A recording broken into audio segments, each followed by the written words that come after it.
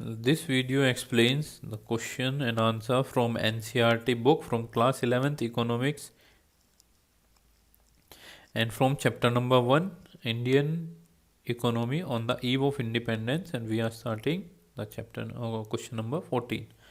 So when was India's first official census operation undertaken? कि India का जो सबसे पहला ऑफिशियल सेंसस ऑपरेशन था वो कब आया था?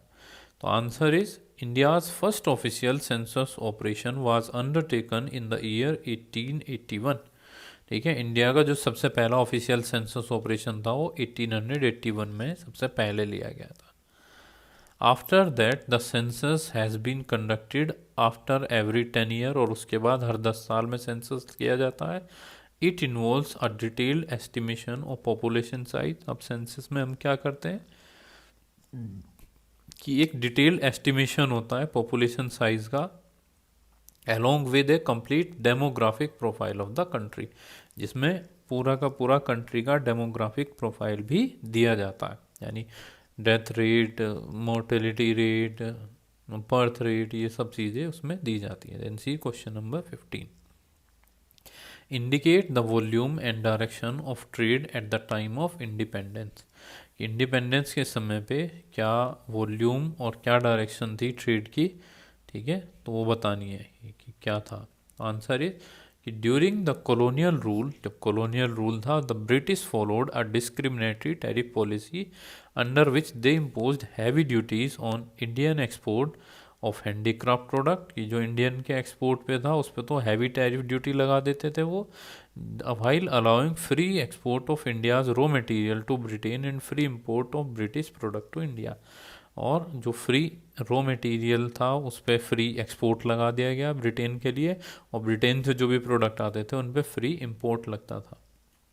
So this made Indian exports costlier and it's international demand fail drastically. तो इससे जो इंडियन के एक्सपोर्ट थे वो महंगे होते चले गए, उससे इंटरनेशनल डिमांड बहुत कम हो गई.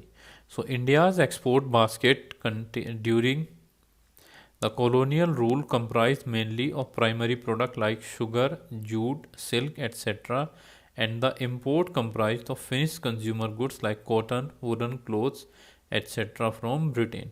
तो इंडिया के जो एक्सपोर्ट बास्केट, यानी एक्सपोर्ट किस किस चीज़ का करते थे वो ज़्यादा, शुगर का, जूट का और सिल्क का, जो प्राइमरी प्रोडक्ट थे. और जो इम्पोर्ट होता था इंडिया में वो कौन से थे, कॉटन के कपड़े, कॉटन से बनी हुई चीज़ें, वुलन क्लोथ्स का, और इसके अलावा और बहुत सारे सामान जो ब्रिटेन से आते थे.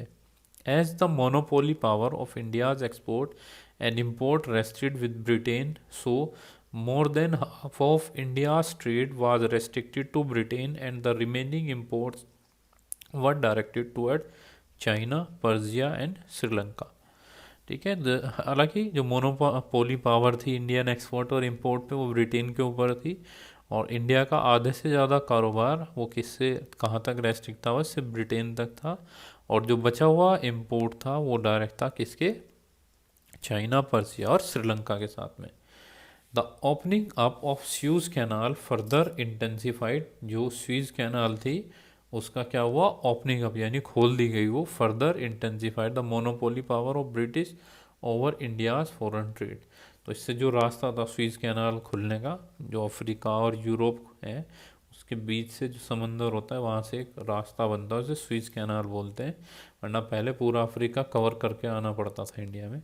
लेकिन जैसे स्वीज कैनाल खुली तो ब्रिटिश ने और भी मोनोपोली पावर बढ़ती चली गई इंडिया के ऊपर. It led to the fast movement of good from India to Britain and vice versa. और इससे क्या हुआ कि जो मूवमेंट था गुड्स का इंडिया से ब्रिटेन तक और उससे ब्रिटेन से इंडिया तक वो ज़्यादा होता चला गया.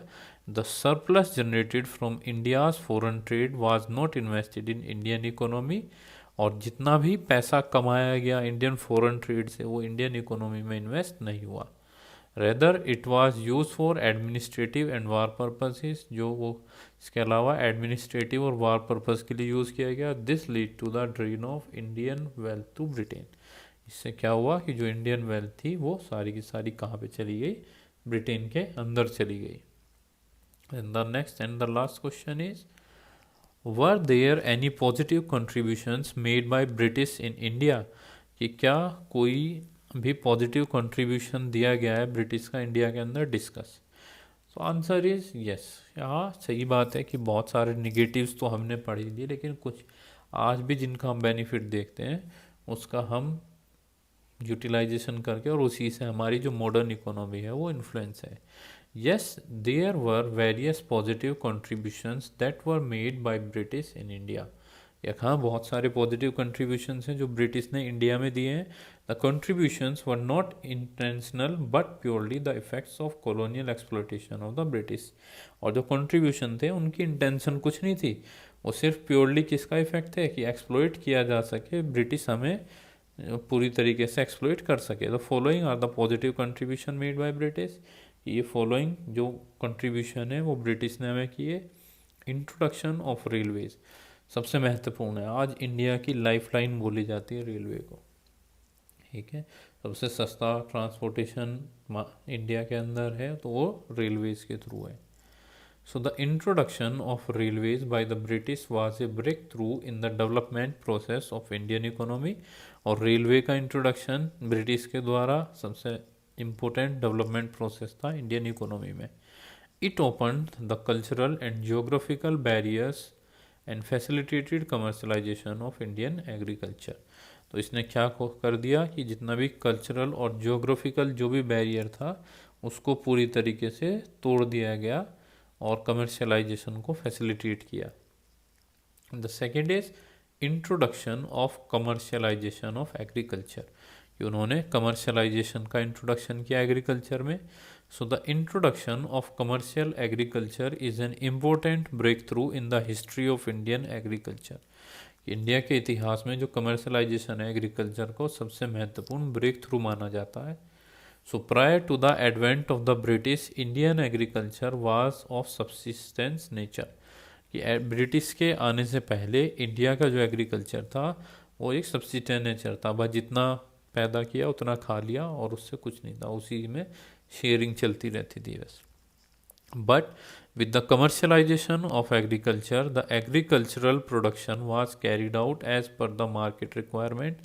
लेकिन कमर्शलाइजेशन होने की वजह से, क्या बोला जाता है, कमर्शलाइजेशन होने की वजह से एग्रीकल्चर का, कमर्शलाइजेशन किसे कहते हैं, कमर्शलाइजेशन का मतलब क्या, वो प्रोड्यूस करेंगे जो मार्केट की रिक्वायरमेंट के अकॉर्डिंग हो, यानी कैश क्रॉप आपको प्रोड्यूस करनी है। तो it was due to this factor that today India can aim at attaining self sufficiency in food grain production।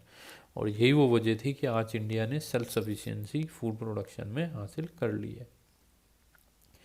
Then 3 is introduce free trade to India. और क्या introduce किया कि इंडिया को free trade दिया गया। So British force India to follow free trade pattern during the colonial rule. Colonial rule में उन्होंने free trade pattern apply किया। So this is the key concept of globalization today. तो ये एक महत्वपूर्ण कॉन्सेप्ट है आज ग्लोबलाइजेशन की पूरे विश्व के अंदर। The free trade provided domestic industry with a platform to compete with the Britain's industry. और जो फ्री ट्रेड था उसने आज डोमेस्टिक इंडस्ट्री को एक प्लेटफॉर्म दिया ताकि वो कम्पीट कर सके ब्रिटेन की इंडस्ट्री से। The introduction of free trade led to an increase in the volumes of India's export rapidly. और जो इंट्रोडक्शन था फ्री ट्रेड का उसने क्या किया कि जो इंडिया का एक्सपोर्ट था वो काफ़ी ज़्यादा हद तक बढ़ गया था, बढ़ चुका था फ्री ट्रेड कॉन्सेप्ट से, जिसे आज भी हम यूज़ कर रहे हैं। Then 4th is development of infrastructure. कि the infrastructure developed by in India by the British proved as useful tool to check the spread of famines. कि जो इंफ्रास्ट्रक्चर डेवलप किया इंडिया के अंदर किसने, ब्रिटिशर्स ने, वो एक महत्वपूर्ण टूल की तरह से यूज़ होता है ताकि कभी अकाल पड़े तो उसको चेक किया जा सके, रोका जा सके। The telegram and postal services serve Indian public. जो टेलीग्राम था और जो पोस्टल सर्विसेज थी उन्होंने इंडियन पब्लिक को सर्व किया। Then 5th is promoted western culture. English as a language promoted westernized form of education. और इंग्लिश खुद एक लैंग्वेज की तरीके से उसने वेस्टर्नाइज फॉर्म बना दी गई एजुकेशन की। The English language acted as a window to the outside world. English language थी वो एक विंडो की तरह से एक्ट करती थी टू द आउटसाइड वर्ल्ड में।